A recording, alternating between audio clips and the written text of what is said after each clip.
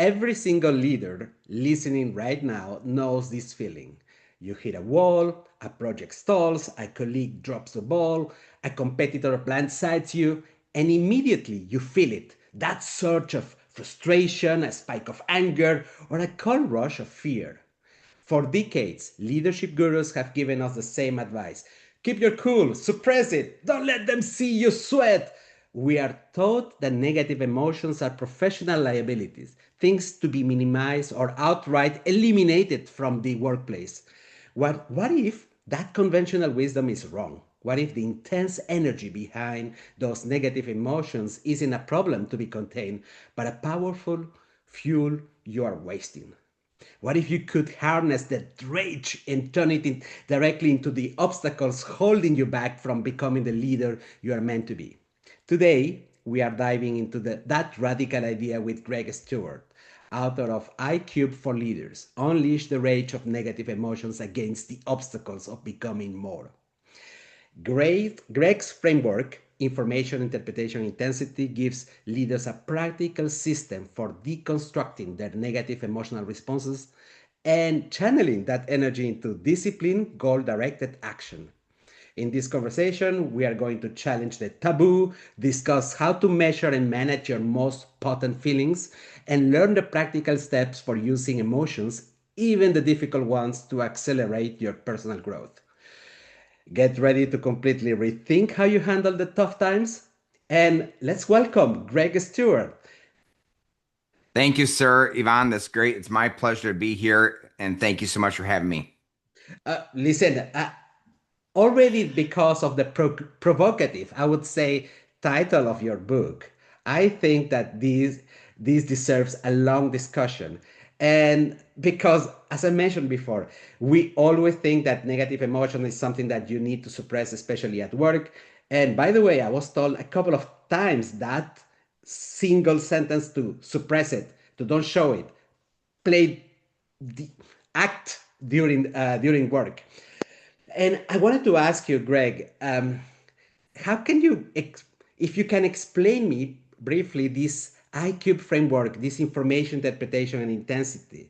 And by the way, I want to understand also why cube, why it is systematically exponential. All right. So if I may, let me just tell the background to my story because that plays into the three books. All right. So the first is I tell a story that I went to church, became a Christian as a young child. Back in the 70s, way back in the 70s, and probably most of your audience has no idea what the 70s are, but that's okay. So my parents could go into church, which meant I could go into church, and then I did the party hardy teen years, as a lot of us did during the 80s. Great decade, as you can see behind me. And then I suffered the consequences from those years and then recommitted my life to Christ when I was about 20. Well, through the process, I felt called into the ministry, and I spent a summer of 1993 in Guyana, South America, came back.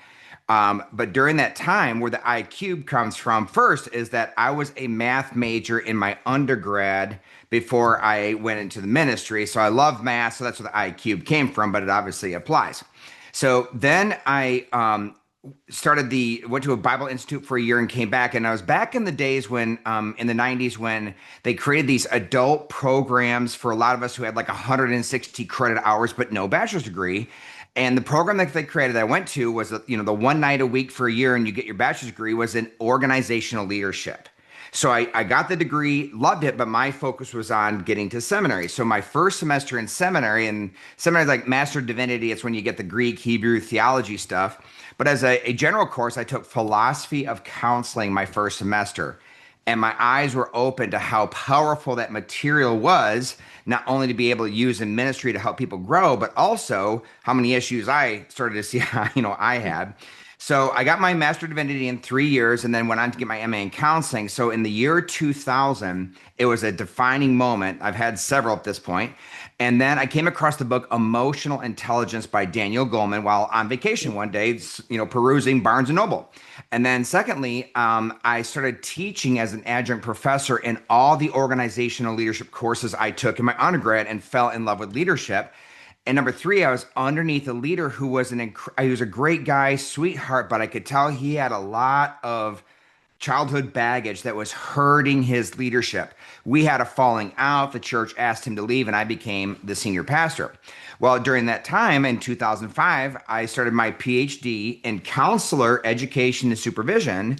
But I did my dissertation on the relationship of emotional intelligence with job satisfaction and organizational commitment. And then I started becoming an executive coach and a consultant because there's a member of our church who was the vice president of HR at Stryker Corporation, where it's headquartered in Kalamazoo, Michigan. So I had a hodgepodge. I was a professor, I was a counselor, I was executive coach, a consultant. That's how it kind of all came together. Well, we moved to Texas in 2012, and I actually spent 3 years. I worked for an assessments company that we benchmarked top performers, and we had a leadership 360 assessment. I love that job. I flew around the country doing senior leadership team seminars on emotional intelligence and leadership development. And then the company got bought out and 80% of us got laid off. So if you've never been laid off, Yvonne, you got to try it, right? It's an incredible experience, right? So then I actually then became a director at a behavioral health hospital working with troubled teenagers.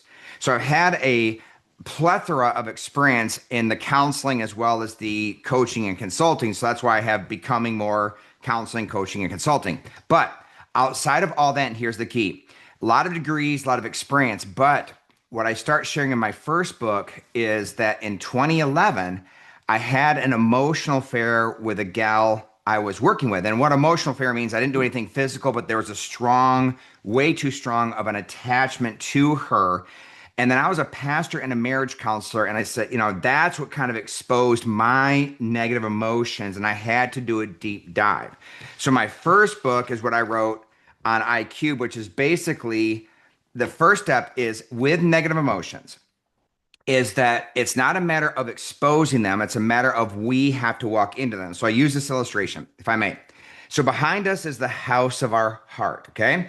And we're standing on the front lawn and there's all these people and things before us facing us that are triggering us, causing negative emotions, right? And that's life. Welcome to life, right? That's not the issue. But let's say, Yvonne, that you say something to me that hurts my feelings. Now, I use on a scale of 1 to 10, how big of a deal is it that you said something? Well, and then secondly, because I say emotion is energy, and this is the key, how much emotional energy do I need to respond to it? So we have two methods of evaluation. One is, what's the impact or consequences of the thing that upsets you on a scale of 1 to 10? How big of a deal is it actually? Not your amount of emotion, which is the second thing. How much emotional energy do you need to respond to it? And that's the objective way to assess how much emotional energy or intensity you need. So it's like a 1, but what happens is I find myself at a 6, 7, or 8. Well, I call that the inflation of emotion. And the fact that you said something mean to me doesn't mean I have now permission to dump my 6, 7, or 8 level of emotional energy on you. So when it comes to negative emotions, they're going to happen, right? I mean, in fact, I don't say they call them bad. There's good emotional energy and negative emotional energy, not bad, because negative emotional energy is simply we have to solve a problem. We burn energy to solve a problem, right? That's life. But the issue is the inflation of negative emotions. And through my first book, I talk about there's 3 reasons why we have the inflation. One is that I believe a lie about the situation, right? I say, Ivan meant to do it, or he hates me, or it could be something like, I'll never get a job, right? We make this black and white statement. That's the most common reason we believe some lie about the situation. But number 2 is in walking into the house. I said, we got to turn around and walk into the house of our heart where there's insecurity, anxiety, fear, worry, anger, depression. We have to walk into that house to unpack. I say, we got to put down the microscope, which is examining other people, and pick up the mirror first and address these negative emotions. So we talk about like people saying like, keep your negative emotions at bay. Sure, right? Keep the inflation at bay. You can't dump that on other people, but obviously we have to use our negative emotional energy to confront and address issues in our organizations with other people, because we're not to be passive either. It's having the right amount. So in that first room of insecurity, I say that There's a doorway, and this is the second reason that when we ever hear the phrase "we take things personally," Mm, what happens is in the basement is the machine of our identity, value, and worth. So it's not just that you insult me or say something, I take it personally, which impacts my value and worth, which it shouldn't.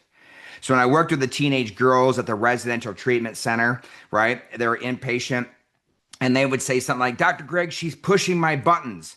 And I would say, well, uninstall your buttons. The issue isn't that she's pushing them. The issue is you have buttons to push. mm, Another gal said, Dr. Greg, she called me a, bleep. And I'd say, well, the issue isn't that she called you that. The issue is that you agree with her and you didn't want her pointing it out, right? So it's exposing something in us. And number three in the basement is over in the corner in the cellar is trauma. Now, there's big T trauma, which is like the diagnosable trauma. But then all of us, not many of us have been through that, but many of us have been through little T trauma. Like I went through a divorce or a layoff. That really impacts our mind and emotions and heart. So that can inflate the emotions as well. So the key with all this, Ivan, and I'll be quiet now, is that it's not the matter of the negative emotions, it's that inflation. So one final thing is I wrote my first book with individual, like I say we got to stop. And even leaders, and that was my first leader I was under, and I've seen leaders since that the leadership one is that I'm getting dumped on by leaders and it's really kind of exposing something else going on inside of them that they need to address that isn't my issue. We've all experienced leaders that kind of dump their own issues, quote unquote, on us. So in the negative emotions, I'm saying, look, I'm okay being held accountable, but you've got to deal with your stuff. So that's kind of like my first book. The second book, I do about half my caseload. I do about 40, see about 40 clients a week is with couples. So same kind of thing, obviously with being married, that a lot of our negative emotions are exposed. Now, when it comes to leadership, when I say unleash the rage of negative emotions, that is a completely different take where we look at becoming more. The again, unleash the rage is I want to become more than what I am. mm. Number one. So I say like leaders overcome obstacles everybody else wishes they would overcome. But those obstacles are internal first. A true leader overcomes the internal obstacles first before they have any right to lead others. Then, when it comes to unleashing the rage, it has to do with developing a mission statement, which we can get into, but it is looking at the world that every job ever, every technological advancement ever is trying to solve a human problem or enhance the human experience. So when an entrepreneur looks at the world and this fire and this rage builds up inside of them and they say there's an injustice in the world and I can't stand it. I'm going to solve it. Or there's a human experience that we want to have that people could be so much more alive and enjoy life so much more. And their rage comes in, they want to give people that experience. So it's either solving a human problem or enhancing the experience. So you unleash the rage to change the world. That's the nutshell. We go from individual to leadership. I hope all that babble made sense. No, no, no. It makes sense, but I got stuck with something that you said. These negative emotions. How do you qualify them? And you know why? Because why I'm asking this? Because when we discuss about desire, let's talk about desire. Something that we want, either a person or an object, it doesn't have to be negative. So how do we qualify if something is positive or negative, considering that we as humans, we suck at being objective about something. It's like, for instance, we are capable of dehumanizing somebody that we hate. We are capable of having our own definition of justice. Whatever is in our minds, and it is very difficult to qualify something as negative or positive unless we are following a book, unless there is a number of rules. According to you, what could be a good definition of negative emotion? Is it regarding, is it about me hurting me? Is it about hurting the society? Or is it something in the middle? I mean, it could be a combination. I'm just saying that negative emotions are automatic. Okay, so first, like, okay, so let me go to the I cubed. Okay, so number one, it could be it's our mental models auto response to a situation. Yeah. Okay, so that's subjective for sure. Now, when it comes to a problem, I would say that the lion's share of negative emotions, there's something valid within, because basically negative emotions are caused from unfulfilled expectations. I expected this to happen, but this happened, right? So first, I'm just saying the negative emotions, it doesn't mean that they're automatically validated, because we might need more information. So the I cubed, information, interpretation, intensity, is where this comes in, because we have to critically think. So, for instance, a lot of people have negative emotions when they shouldn't have negative emotions. It's actually a positive thing. Matter of fact, even when it comes to, we turn negative experiences into a growth process, like when it comes to trauma. What do I say about trauma? Trauma is, you've healed when you say, I'm stronger now than I've ever been. I Mm. wouldn't wish that upon anybody, but I'm stronger now than I've ever been. So that's one, is like, it's still negative, but you turn it to make you more powerful. Okay. So let me use the IQ process for all three books. So the IQ process is simply a critical thinking process that is, I liken it unto the Panama Canal. Okay. So the first lock has to fill up before the second lock opens. So that's information. Okay. So the rule is that it is illegal, I like using that word, it's illegal for me to have any opinion, interpretation, or any emotion, intensity, until I have all the information.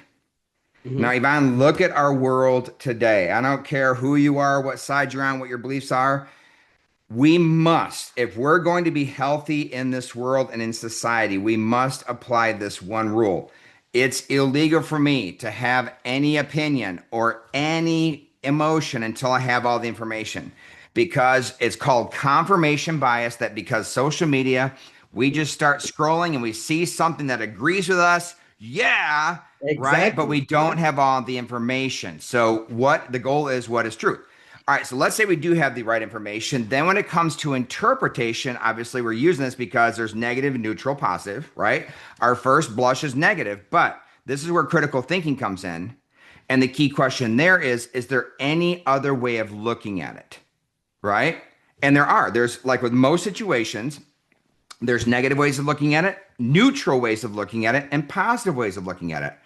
So basically, you're constantly debating yourself and looking for inconsistencies, that you get upset here about this thing, but over here you don't get upset about the very same thing. That's inconsistent, Mm. right? Socrates uses that a lot. So basically, what you do is you get all of the statements of interpretation of how to look at something, interpret the information, how big of a deal it is, the outcome. There's so many variables involved. And then from that, you have just honestly kind of a natural byproduct is, again, the intensity is, again, one, the actual realized bad thing that happens, not the emotional response, but the bad thing that truly happens, and how much intensity, emotional energy do I need to respond to it? Okay. So my point is that there is negative emotions for sure. And again, I don't see much. The issue is not whether or not people agree that something negative is happening. The issue is that they're not getting all the information. There's great deal of inflation. And number three is that there's several other ways of looking at it that might change your perspective. Like I always tell people, like I've had this experience. Have you ever been angry about something and then you get some more information? Like somebody says, oh, like, no, Greg, it's this, not this. And I go, oh, right? We've all had that. What's that telling you is that once more information comes, your interpretation changes. So what we're looking for is truth. We're looking for what's rational, healthy, wise, and right. I use that in all my books. What is rational? What's healthy? What's wise? And what's right?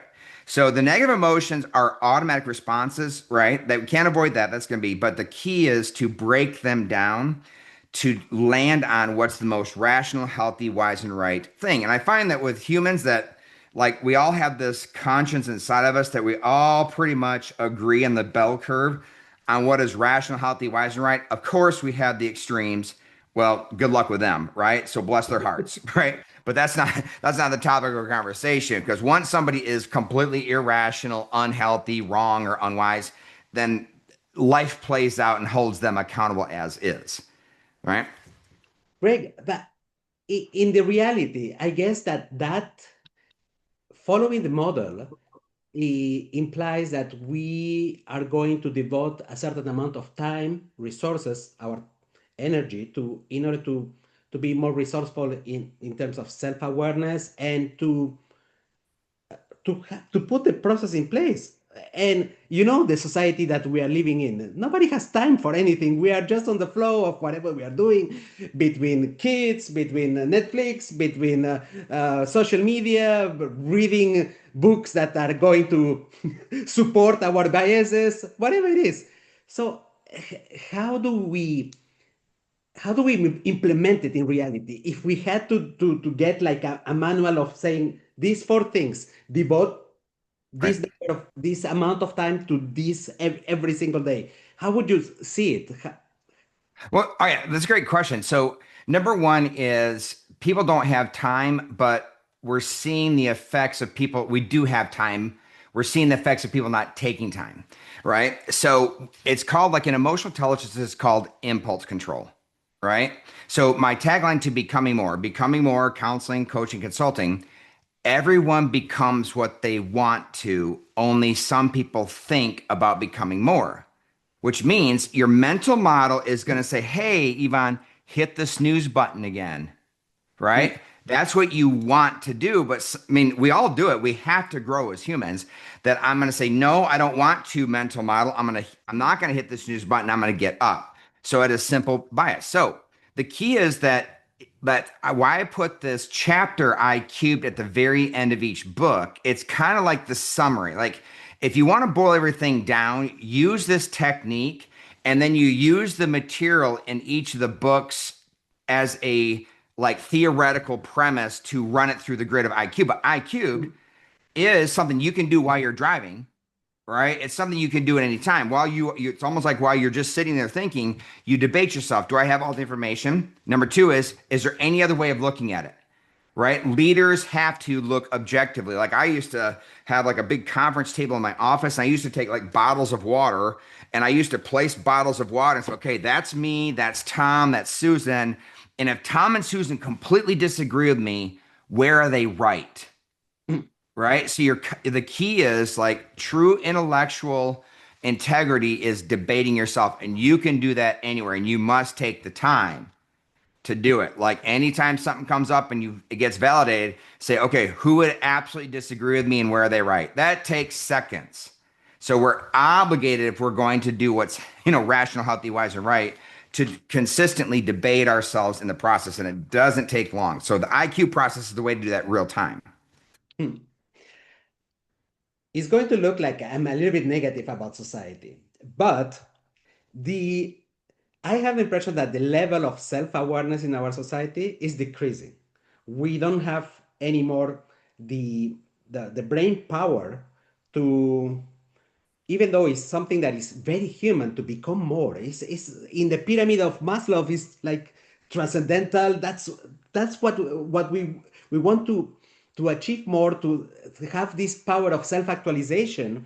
But it's almost like it has become today into I want more things that are going to fulfill my emptiness.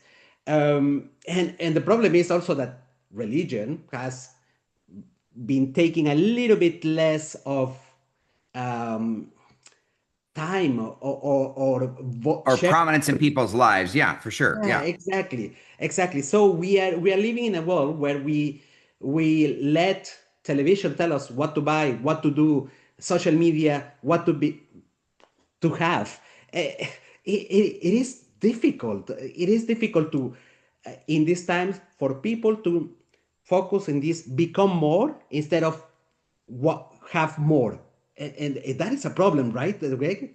Very much, and that's exactly my point. Of again, everyone becomes what they want to. Only some people think about becoming more. That's true, right? So again, it's a bell curve. Which part of the bell curve are you going to be? Are you going to be in the top 15% because leaders overcome obstacles everybody else wishes they could overcome? So Mm, leaders step back, and this is happening because the pendulum always swings, right? The pendulum always swings. So now over here with just the dopamine, but some people stop and say, look at it objectively and say, okay, this is not healthy. I don't want to I don't want to be controlled by the algorithm. I mean, many people say that, and mm, many people do that. So they step back and they say, okay, what is the right way to think? What's the healthy way to think? So yes, while the majority of people, yes, are just simply swayed, there are still many, many people who stop and then they say, okay, this is not okay. So it's not like, all is lost and that, this describing, like people say that the reason why things are giving a reason why people do what they do doesn't mean it's permission to continue to do it. mm, Right. So the reason, well, this is why our world is the way it is because, well, sure, but that doesn't mean it's an excuse to continue to be unhealthy. Right. It's just there's always a reason for unhealthy behavior. Trust me, I'm a therapist, I know. And that's where we're empathic and we understand like this is why, but there's still a healthy way. So when I talk about my first book, that everything we do is trying to achieve an emotional goal. So I say there's micro emotional goals, like as the here and now, like I'm thirsty, so I take a drink of water because I don't want to feel thirsty, or I'm hungry, I don't want to feel hungry. But then there's macro emotional goals that we all have. And those macro emotional goals are trying to achieve our highest quality of life as defined by standard of living. We all want to grow and we want the best life possible, right? That Instagrammable and Facebookable life, right? But then there's that. There's also living our values mm, and fulfilling destiny, calling, and purpose. That I believe that every person, there is something down there in the heart that we want to make a difference. I mean, that's the whole point of influencers. I mean, everybody wants to make a difference. All right. So that's fine. The emotional goals are good. All mm, the emotional goals are good. Then we have to evaluate the path we take to the emotional goal. And the path is actually what we have to have debate over. Is this path, we agree with your emotional goal, but is the path you're taking rational, healthy, wise, and right? Let's say, for instance, we all know this, if somebody has a lot of stress, but they choose the pathway of drinking alcohol every day to decrease stress, the emotional goal is good, but the pathway is not rational, healthy, wise, and right. mm, Right. So when it comes to leadership, I say to understand, like, do we want to influence both ourselves? Because the influence, we have to lead ourselves first. Leaders overcome obstacles internal first. You can't impart what you don't possess. You cannot lead others unless you overcome internal obstacles first. Yes, there's formal leadership power, which is positional power, knowledge and expertise, and coercive and reward power. But that is terrible without the informal leadership power of charisma, relationship, and referent power, which is I've stood the test of time. So we have to, like, I have a four, like, call it the becoming more quotient, where there's four quadrants. So I always like challenge people and say, hey, if you can find a book, a proverb, a quote, an article on leadership that doesn't fit in one of these four, then hey, I'll buy you lunch. Well, I still have my money, right? So my book, I'll show you the picture of my book. The IQ for Leaders, right, has a completely different design, as you can tell, right? A design that's like, just more like a stainless steel. So it's Darth Vader. IQ. Yeah. So it's IQ, which is we're born with an IQ. We can't help that, but we maximize our IQ through formal and informal education. Right? I think there's PhDs walking around all over the place. I have a formal education PhD, but there's countless people who are such experts in their field without the degree that they're actual practical PhDs, right? We know that. Then there is critical thinking skills, like getting away from biases, looking objectively at biases, and like critical thinking, like Bloom's taxonomy, if you're familiar with that. Or honestly, there's aspects of critical thinking when it comes to Socratic questioning. So there's critical thinking skills we can learn to push back our biases, which are emotional, Mm, right? Push back our biases and be more objective. Secondly, there's the interplay between personality and EQ. So it's IQ, EQ, and then personality. Honestly, just on a very practical sense, Ivan, I don't know how you can have a discussion or training on leadership without discussing personality, because our leadership mistakes. I mean, think about all the leaders we've been under and the leadership that we've done. All our mistakes come from negative emotion, which means we take our strengths too far.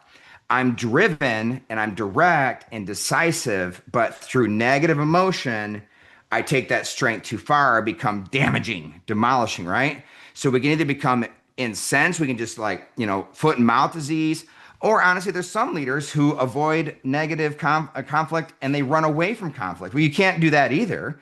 You have to step up. And then there's leaders who become too critical because they're paralysis of analysis, right? So personality and emotional intelligence gets placed over personality. And then finally, last thing is this: spiritual development, ethics, and then spiritual destiny. And that's the key where a lot of people need to find that purpose and calling. I call it the Iron Man core, this inexhaustible source of energy to fulfill mission, calling, and purpose. And I can't tell you one final thing.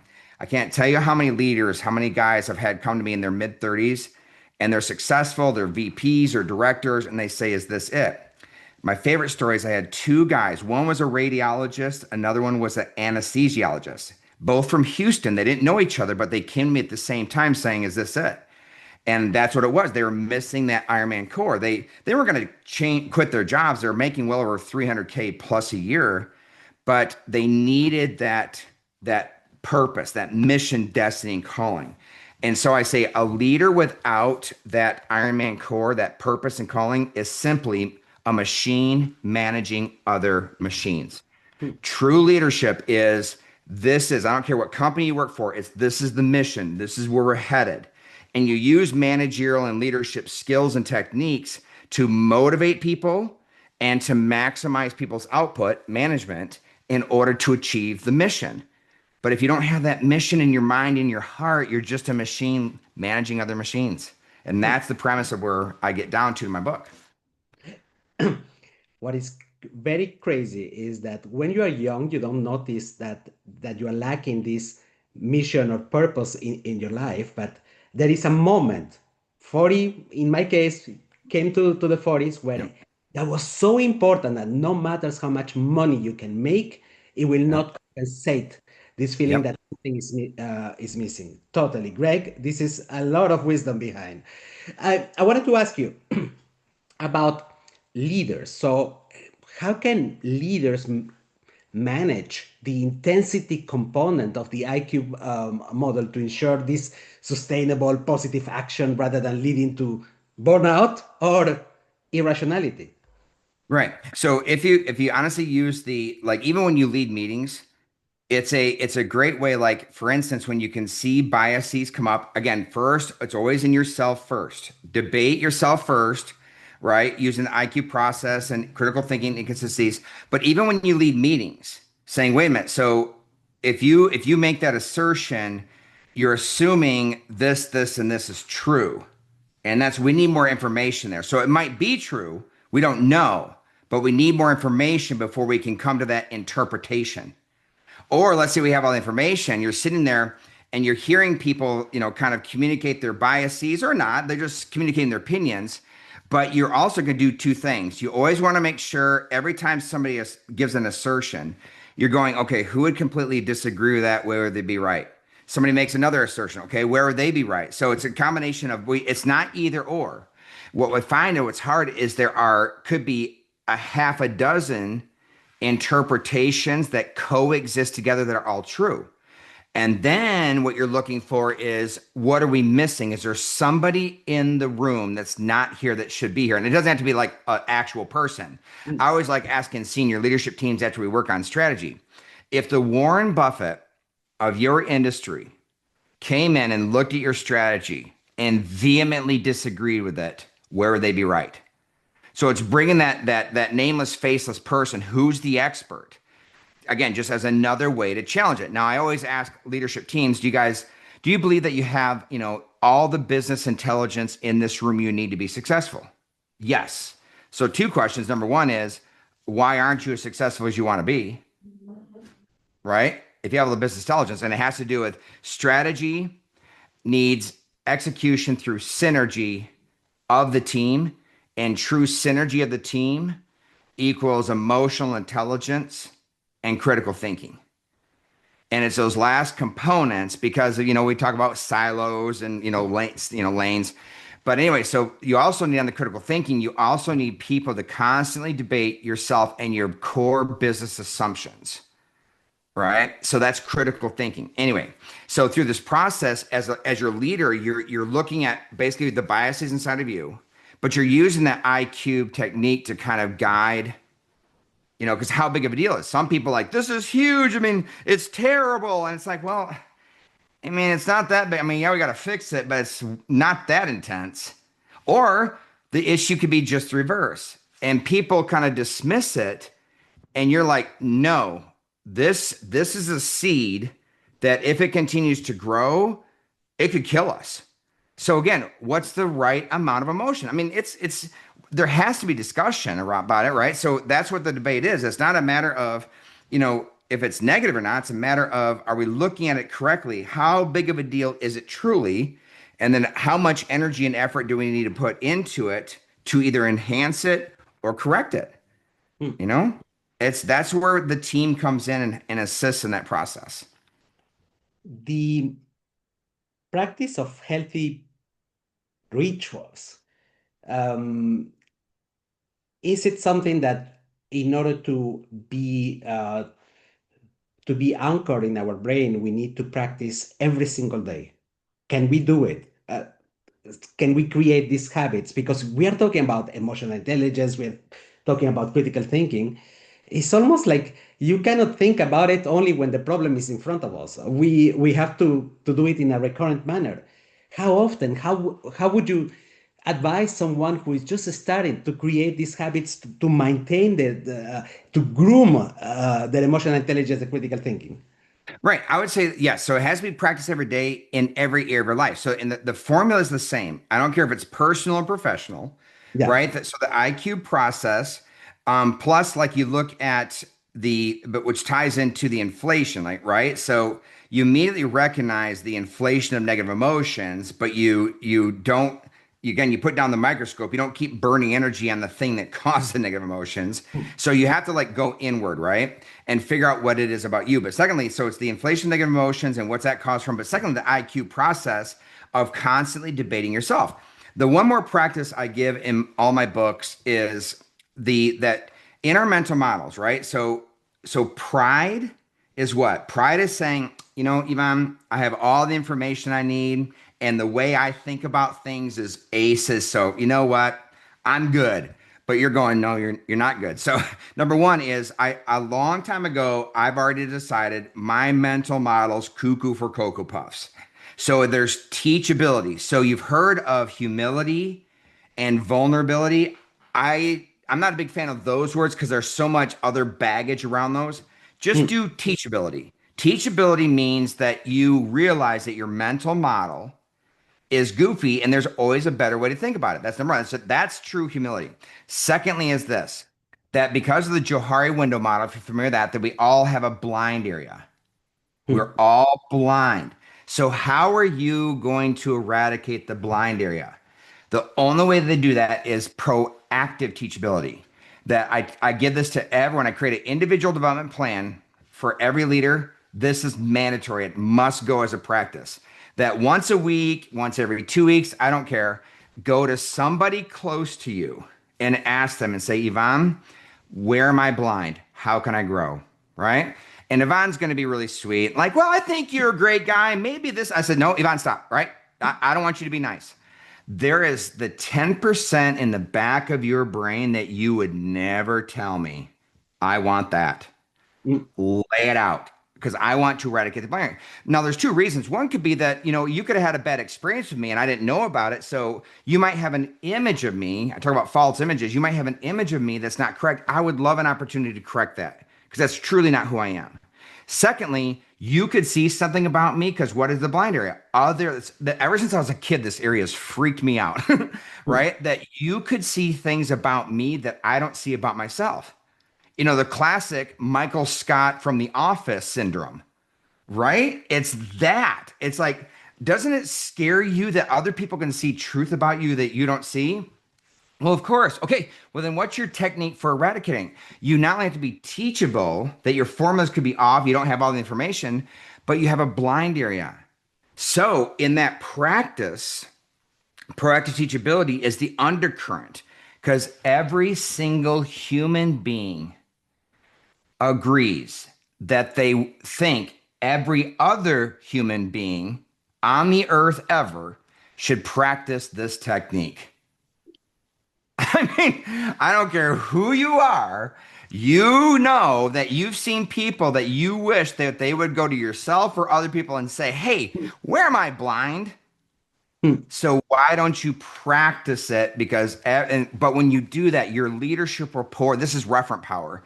Your leadership power goes through the roof because you are vulnerable and humble enough to be teachable, saying, I want to grow, help me grow.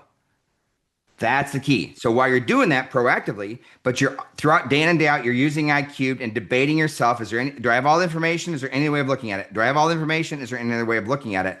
And that just process alone is the foundation to where then we do have time to learn and grow, read books and different things to look at other aspects and grow like personality and hey, what emotions am I struggling with? You know, am I okay with my dad? You know, all that deeper stuff, right? That we can unpack. Greg, I love this advice that you give, and I think it's a very good starting point in order to grow your capacity as a leader to become better. To start with the simple thing of asking someone to give you feedback, and in fact, I will take it personally because I'm not doing it enough, Greg. And I'm someone who believes, oh, yes, I have all the intelligence. I've read so many books Right, and right, all the bullshit that I tell myself. And I wish I became better at controlling my biases. And it's a struggle that right, right, constant for sure. I like the fact also that in writing your books, you started with the personal, the relationships, right? Your first book was about relationships. I like it because it's closer to us to try new things, because we can deal that, we can practice that with our partners and with our yep, yep, families. It's easy, and if we can overcome our training and be successful on that training, we are ready for everything because everybody knows that toughest thing to deal with is family. yes, yes, absolutely. And again, it's but that's where the greatest reward, of course, and the greatest risk is Hmm. with family, right? That's why we engage in. So I mean, to tie what you said is I kind of joke with all the books and saying, you know, a lot of us will say, you know, I asked the question, are you a good listener? I think so. Well, have you ever asked somebody you're listening to if they feel heard by you? Hmm. Right? Are you a good husband or are you a good wife? Yeah, I think so. Have you ever asked your spouse? Right? Are you a good parent? I love this one. Are you a good parent? Yeah, I think so. Have you ever asked your kids how you can grow and improve? Right? So, so I mean, are you a good leader? Then it comes to are you a good leader? Have you ever asked your followers or your peers, or even we lead up your bosses, how can I be a better follower? How can I be a better influencer? Hmm. Right? So that's proactive teachability. I love this approach. It's almost like our beliefs are hypotheses that we need to validate constantly in order to be good and grow. Greg, I wanted to ask you, so how can people reach you out if they have questions about you, about how you can help them? I I mean, you are covering the personal and the professional side. So how can they reach you out? Right. So just it's Dr. Greg Stewart. It's like all my social media stuff. So my website is drgregstewart.com, but it's, you know, no periods or anything. It's DRGREGSTEWART. Right. So just all kind of one word, DRGREGSTEWART, drgregstewart.com. And of Oh, course there's, yep. Yep. Becoming more and .com is another, I mean, it's all tied together. Yep. Greg, it was lovely to have this conversation with you. One, at the personal level. Secondly, because I think you inspire a lot of wisdom. This combination. Okay, now I'm going to caress you Yeah. to say in the sense of the hair. Yeah. Thank you. I'll take it. But sorry, there is a lot of wisdom. I love the fact that you have been jumping from different directions, from a background that is was a little bit more scientific, the mathematics thing that you have been going around into faith. I love it. In fact, I'm not a person of faith, but I think that for some people it's something that makes them more rounded and more, I don't know, more embracing of the beauty of humankind.